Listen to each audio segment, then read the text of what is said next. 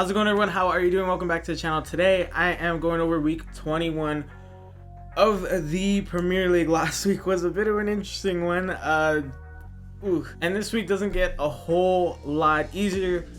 But before we get into it, I want you guys to go to the comments down below. Let me know your predictions for every single game this week. While you're down there, go check out the socials. Go check out my Twitter and my Instagram. Also, again, side note, quick note here. I don't know if any of these games are going to get postponed. I'm going to say this before every predictions, as I should have been, to be honest with you. I don't know if any of these games are going to get postponed. Can't see the future. So as it stands, no game is postponed, and that's what we're going off of. But to get right into it, first game of the week, Everton versus Newcastle. Everton most recently had their 1-1 draw versus Leicester, whereas Newcastle had their 2-1 loss versus Leeds. Home side Everton are minus 182 for the win, plus 280 for the draw, plus 525 for away side Newcastle to win. Now, Everton's game against Leicester, honestly disappointing for them. It wasn't the greatest showing. Ultimately, it looked like for a second there they were going to be able to steal all 3 points, but then Pickford made a pretty poor mistake. And honestly though, Leicester were just the better side in that game, and they were unlucky to walk away with all 3 points. But Everton did almost walk away, did almost pull off something towards the end, because Leicester took their foot off the gas. But ultimately, I feel like through all 90 minutes, Leicester were the better side there. For Newcastle, they're now 9 straight games without any wins, 7 losses and 2 draws. They were honestly fortunate that they didn't lose by more against Leeds. To be honest, Leeds looked really good, but they did do better late game, much like Everton. These two teams going against each other, I think Everton honestly are the better of the two sides. I feel like that's not that controversial. Newcastle are just on a skid, a pretty bad skid. I'm going with a 2-0 Everton win. I don't see Newcastle challenging Everton that much. I think Everton, despite losing, they're in good form. They're the better side between these two teams and have the talent to get past Newcastle. Newcastle are just on too much of a skid. I think it's a matter of how long before they really start to make big changes, to the style of play, formations, manager, whatever, how long, what's their breaking point right now. But right now, with this game, I don't see them fixing their form against Everton. I think Everton walk away with 3 points in that one. Now, moving on to Crystal Palace versus Wolves. Crystal Palace most recently had their 3-2 loss to West Ham, whereas Wolves had their 0-0 draw versus Chelsea. For home side Crystal Palace, it's plus 190 for the win. For the draw, plus 205. For away side Wolves, plus 155. For this one, I'm going with a 2-1 scoreline in favor of Wolves. I think Wolves, between these two sides, are just the better of the two teams. For Crystal Palace, they've only had 1 win in their last 7 games. And honestly, the 2 goals for them were pretty surprising. Immediately right off the rip, they got off to a great start and then lost it just as quickly as they got it. And they pretty much played catch up for the rest of the game. I think West Ham were just the better of the two sides. I think Crystal Palace really didn't add a whole lot to that game aside from the goals. That was about it, in my opinion. And then you have Wolves. To be fair, both teams in that game weren't very good. It was a pretty boring game, a pretty dull game. Well, at least in the first half. Second half, it got picked up a bit, but that was more for Chelsea, not really for Wolves. But it was a pretty good showing nonetheless, for a pretty good defensive showing for Wolves nonetheless. They had a couple clear-cut chances, but honestly, that was about it for them. Not a whole lot other than their defensive showing, but I just think they're the better of the two sides. Honestly, I don't see Crystal Palace doing too much in this game, which is why I'm handing the 3 points to Wolves. Now, moving on to West Brom versus Fulham. West Brom had their most recent 5-0 loss versus Man City. Fulham had their 0-0 draw versus Brighton. For home side, West Brom is plus 225 for the win, plus 215 for the draw, plus 125 for the away side Fulham win. Now, West Brom, let's be honest, they were flattened by City. They really didn't do too much in that game. No excuses. They were beaten by a much better side. They absolutely need to bounce back in this game though, and they have the will to do so. It's just they gotta make it happen. They gotta materialize it. For Fulham, another day, another draw. It was honestly a more disappointing game for Brighton than it was for Fulham. I feel as though Brighton in that game were the better side. Fulham, I think, just got carved open too easily. Brighton just broke through too many times. They just looked the better side, but Fulham managed to scrape away with another draw. And I think it's going to be another draw in this one. I think it's going to be a 1-1 draw between these two sides. There's not a whole lot separating them. If I had to pick a team to win, I would pick Fulham, to be honest with you. But I think they're just too similar right now. I think they're two similar teams where there won't be a whole lot separating them. And ultimately, I think they'll just be too evenly matched between each other to where no one's going to find all 3 points now. And I think they share a point and both teams go home probably not necessarily happy, but happy enough to walk away with at least a point in that one. Now moving on to Manchester City versus Sheffield United. Big old Sheffield. Man City, though, had their 5-0 win versus West Brom, as I just mentioned. Sheffield had their absolutely massive 2-1 win versus Man United. However, that did not affect the odds, however. For home side Man City, it's minus 834. For the draw, it's plus 750. For away side Sheffield, it's plus 1800. 1800 for the win. So clearly City, it doesn't matter. It didn't matter that Sheffield won. City are still the heavy favorites in that one, obviously. City now have 7 clean sheets in 10 games, conceding only 3 goals in the process. 3 in 3 separate games, 1-1-1. They are now 18 straight unbeaten across all competitions and have 7 straight wins in the Premier League. It's looking like City are getting back to good form again. That form that won them back-to-back titles. They're looking like that old City again. And the reason why I bring up clean sheets and not the goals scored is because that was City's problem. That was City's problem in the first half of the season for the most part, was not conceding as much. But now, I think it's Laporte and Diaz is their duo. They're killing it, and City are not conceding that much anymore. That's why I say 7 clean sheets in 10 games. That's very impressive.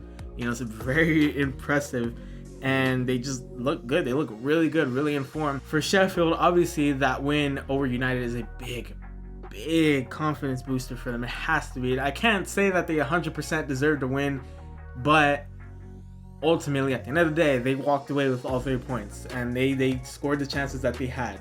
So you can't take that away from them. But at the end of the day, I think between City and United, we're in the better form. And so I don't see Sheffield pulling off a crazy result. I'm going with a 3-1 scoreline in favor of City. I think Sheffield have enough confidence to maybe find an equalizer. Maybe City go up 1, Sheffield find an equalizer, but then City maybe go back in the second half and score a couple goals to walk away with 3 points in that one. I think City are just in flying form right now. Compare City to United. I think City are just crushing teams right now. They're dominating teams. Whereas United are just kind of grinding out wins. I feel like City are coasting through wins. United are grinding out wins. And that's not bad. Grinding wins is not bad. That's how Liverpool won the title last season by as many points as they did, right? But I think City, and they're both in great form. Don't get me wrong. They've looked really good at times. But I feel like City, between the two, you probably pick City to win a lot more than United because of the form and because of how good that they've looked. And I agree. Although I think Sheffield's confidence boost from that win against over United might help them to be a bigger challenge in this game than people would expect, I think City still managed to walk away with all 3 points in that one in a pretty comfortable win for them. Now the big one, my personal highlight match of the week. It's a really interesting one, to be honest with you. Arsenal versus Manchester United. Arsenal most recently had their 3-1 win versus Southampton. United, as I just mentioned, had their 2-1 loss to Sheffield. Very disappointing for them. For home side, Arsenal, it's plus 180 for the win. For the draw, plus 240. For away side, Man United, it is plus 140 for the win. Right off the rip, I'm going to tell you, I'm going with a 1-1 draw in this one. But it's a tough one. It's a tough one. Arsenal are now 7 games unbeaten in the Premier League with 5 wins in a row. They're starting to shine. The young players are starting to shine, and they're really looking good. They're looking really good in this one, honestly. Just in the Premier League in general. And then you have United, who are coming off of a disappointing loss, but before that, ultimately, they were doing well. They're doing well in the Prem. I think they went 14 games across all competitions unbeaten. To say that result was disappointing would kind of be an understatement. But ultimately, I think this game will come down to United's mental fortitude. If I had to pick a team to win this game, it would be United. I think I can comfortably say that on paper, United are the better of the two sides on paper. But games aren't played on paper, right? They're played on the pitch. So ultimately, I think it comes down to United's mental fortitude. But I feel like there won't be too much separating these sides. I think Arsenal are more than capable of beating United, but I think with the form that these two sides are in, I think people would count out Arsenal really quick because of the place they're at in the table, which annoys me. I don't care what place a team is in the table. Are they playing well? Look at Fulham. They're what, 17th or something like that. They play well. You know, they might not walk away with the results. Look at Brighton. You know, those teams play well, but they ultimately don't walk away with the results. But at the end of the day, it doesn't really matter where you are at the table. How are they playing? That's what matters. That is typically how teams get upset, because they just look at the placement of the table and they rest sides. That is typically how teams get upset, because they just look so much at placement. They don't really look at the form of the team. You know what I mean? That's ultimately how teams tend to get upset. But and rather, that is why you cannot count out Arsenal in that game, just because of where they're at the table. They're playing well right now. You cannot count Arsenal out, which is why I wouldn't be surprised if Arsenal win. That's what I'm saying, though. If United have the mental fortitude to bounce back from that loss and pick it back up, they can win this game. However, Arsenal are in great form right now. They're in solid form. Their resurgence is still going on. You know, from being 17th to being where they're at now, they're coming up. So you cannot count Arsenal out to win. However, if United can bounce back, they can also win. But ultimately, I feel like a draw will favor both sides.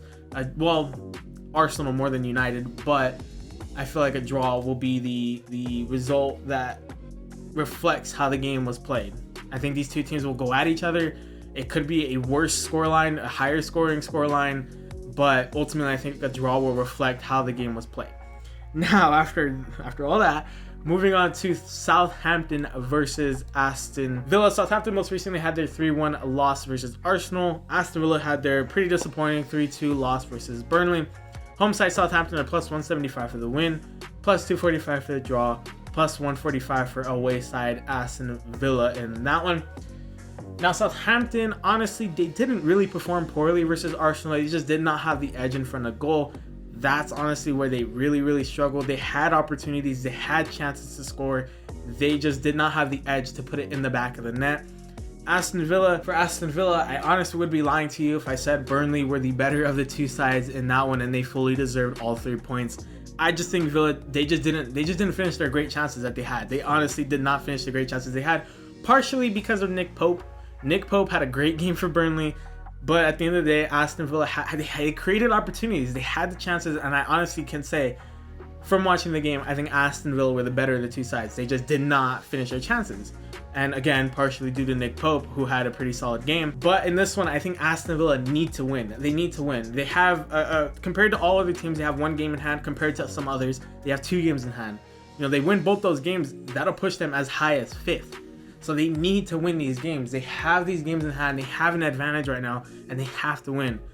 In this one, because of Southampton's recent scoring form, I'm going to hand the win to Aston Villa. I think I'm going to go with a pretty close margin, 2-1. Maybe Aston Villa performed better than that scoreline, but I'm going to go with a 2-1 win for Aston Villa. I don't think they'll disappoint in this one. I think they do walk away with points, at least a point. I don't think they lose this game. I think they walk away with at least a point. But we've seen what they can do. We've seen the chances that they can create. They just have to finish those chances. That's it. That's really what this game is going to come down to, is if Aston Villa finish the chances that they create. That's it. Both these teams struggled from that in both their previous games, where they just couldn't quite finish the chances they created. But if I had to pick a team that would be better suited to do that, I'm going with Aston Villa, which is why I'm handing them all 3 points in that one. Now moving on to Chelsea versus Burnley. Chelsea most recently had their pretty drab 0-0 draw versus Wolves. Burnley had a, maybe not 100% deserved, but regardless, a 3-2 win versus Aston Villa. Home side Chelsea are minus 304 for the win. For the draw, plus 400. Away side Burnley are plus 850 for the win. This is Chelsea's second game with Tuchel. He's had a bit more time to see the team. He's had a bit more training sessions. I mean, leading up to Wolves, he had 1 training session. That's it. So he had 1 day to try and work with the team and figure out a lineup. But it's now his second game in charge, and they gotta show up and put in a more impressive performance this time around. It wasn't an awful performance versus Wolves, but they need to be more aggressive and threatening from the jump, not at the end of the game. You know, at the end, it wasn't really towards like the last 20 minutes or so is when Chelsea finally started looking somewhat threatening and created chances. The open field play looks better for them. That was one of their big problems. We've seen them, as you know, watching their games, scoring free kicks, scoring corners, those types of things, but their open field play is not good comparatively. Like they don't perform well from open field play, and they look better in that game. Whereas Burnley right now, confidence is key. I think for Burnley, they've always been a tricky side and cannot be taken lightly. They have the grit to get these wins and grind these wins, right? But ultimately, I think I think Tuchel will find some good offensive balance to allow Chelsea's talent to shine through, to allow, Hudson-Odoi, Havertz, whoever's starting up top to shine through. I think they walk away with a 3-1 win over Burnley. I feel as though the scoreline may not reflect how the game is played out. I think Burnley will perform well. I think Burnley will challenge Chelsea and make them be a bit more cautious when they're on the attack, because they don't want to get hit on the counter or something like that. But ultimately, I think Chelsea's talent will shine through and they'll be able to walk away with the win in that one. But with Burnley's confidence right now, like I said, confidence is key for them. If they can take advantage and walk away with something in this game, that'd be really good for them. Really, really good. And it shows that Burnley are on the rise. But ultimately, I think Chelsea will walk away with all 3 points in that one. Now, moving on to Leicester versus Leeds United. Leicester most recently had their 1-1 draw with Everton. Leeds had their 2-1 win versus Newcastle. Home side, Leicester are minus 125 for the win. For the draw, plus 290. For the away side, Leeds, plus 300 for the win. Now, Leicester will likely be disappointed by that one. They are now 7 games unbeaten. I think 5 wins out of those 7. Honestly, they're going to be disappointed, though, by that result. They were the better of the two sides, and honestly, Everton's goal kind of just came out of nowhere. Leicester were controlling that game, and then suddenly Rodriguez puts it in the back of the net was like a rebound, right? Leicester will definitely be disappointed by that one, but they can take solace in the fact that they were the better of the two sides, and ultimately probably should have walked away with 3 points in that one, and would have been incredibly unlucky if Everton were the ones that walked away with all 3 points. Leeds were similarly were unfortunate to not walk away with more goals in their scenario. A solid performance over Newcastle, over a struggling Newcastle, but they were unlucky to not walk away with like a 5-1 win. They looked really good in that game. However, I think Leicester walk away with a win in this one. I'm giving Leicester a 3-1 scoreline in this one. Although I can see the scoreline getting ugly, like when they played each other last time was like 5-2 Leicester, I think. I just think Leicester are just too good right now. Their form's good. Their scoring may not be completely up to scratch where it needs to be right now, but or at least consistently, much like I said with Aston Villa and Southampton, they might not always finish the chances they create, but I think that they should be winning this game. They will likely win this game. They can take advantage of a pretty frail Leeds defense and come away with all 3 points. In that one, I feel like it's not necessarily cut and dry, because it's not out of this world for Leeds to walk away with something from that game, but ultimately, Leicester, I feel like, are the stronger of the two sides. Now, moving on to a pretty interesting one, to be honest with you, a bit of a hard one to call. West Ham versus Liverpool. Now, West Ham most recently had their 3-2 win over Crystal Palace. Liverpool had their back to form 3-1 win versus Spurs. Home side, West Ham are plus 333 for the win, plus 290 for the draw. Away side, Liverpool are minus 137 for the win. West Ham, 4th straight win for them. That win over Crystal Palace put them at 4 straight. They're in solid form right now, and I really doubt teams will want to be facing them where they're at right now with the form they're in. Liverpool has to be feeling like they're getting back to a sense of normalcy after their long goal drought was like 400 plus minutes of them not scoring, and they have to build on that with a win. They have to build with a win over West Ham to try and find some consistency, especially in front of goal. I think Liverpool walk away with a pretty tight 2-1 win over West Ham, but you really can't count out West Ham in this game. I can't confidently say that West Ham will win the game. I feel like it's a bit more likely for them to draw. But at the end of the day, I think regardless, West Ham will challenge Liverpool. Even if the scoreline turns out to be 3-4, 5-0 Liverpool, I feel like it might not reflect how the game really played out. Much like when West Ham played Chelsea. Chelsea beat them 3-0, but that wasn't the story of the game. West Ham, for large parts of that game, were in control. So regardless of the scoreline, I think West Ham will give Liverpool a challenge. But I think Liverpool can walk away with all 3 points in that one. Should walk away with all 3 points in that one if they want to find some consistency again. And ultimately, will get challenged by West Ham. But if they can put them to the side, kick them to the curb, then Liverpool will be back and will be hitting some sort of stride. I think it started with Spurs, and it should continue with West Ham. They should be building onto it with West Ham and walk away with 3 points in that one. Now, moving on to Brighton versus Tottenham Hotspur. Spurs. Brighton had their 0-0 draw versus Fulham. Tottenham had their 3-1 loss versus Liverpool, as I just mentioned in the last prediction.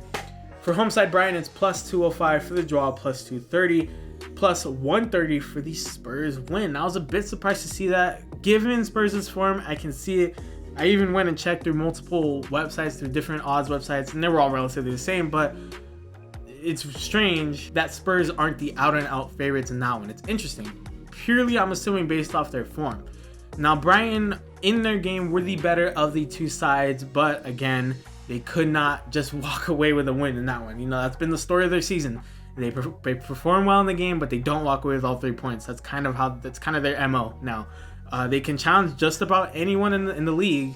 They just can't win, and that's where their issues arise. Is winning, is scoring. They can score, they just can't seem to win the games. You know, Spurs must not be feeling good after that loss to Liverpool. They lost to the better side. Let's be honest here, but they need to bounce back. This won't be an easy game to bounce back. This is not an ideal game and an ideal team to play against to bounce back. But if they want to find their footing again and try to get some form back, they absolutely need to win this one. And I think they will. I'm going with a close one, though. A 2-1 scoreline in favor of Spurs. Again, if they want to find some kind of form again like they had, you know, in the first half of the season, they got to win this game. They got to really string together some wins to try and get some form back, to try and claw some points back that they lost. Like I said, Brighton's not the most ideal opponent, but regardless, they need to show up in this one because I believe their next game is against Chelsea, and that should be a really interesting one. And if they want to go into that game feeling confident, it starts with a win over Brighton. But those are my predictions for week 21 in the Premier League. As I mentioned earlier, I want you guys to go to the comments down below. Let me know your predictions for every single game this week. While you're down there, please check out the socials in the description. My Twitter and Instagram are both down there. Please share your socials with your friends, family, everybody know. Let the people know Blue Hermit's where it's at, and I'll see you guys later. Bye.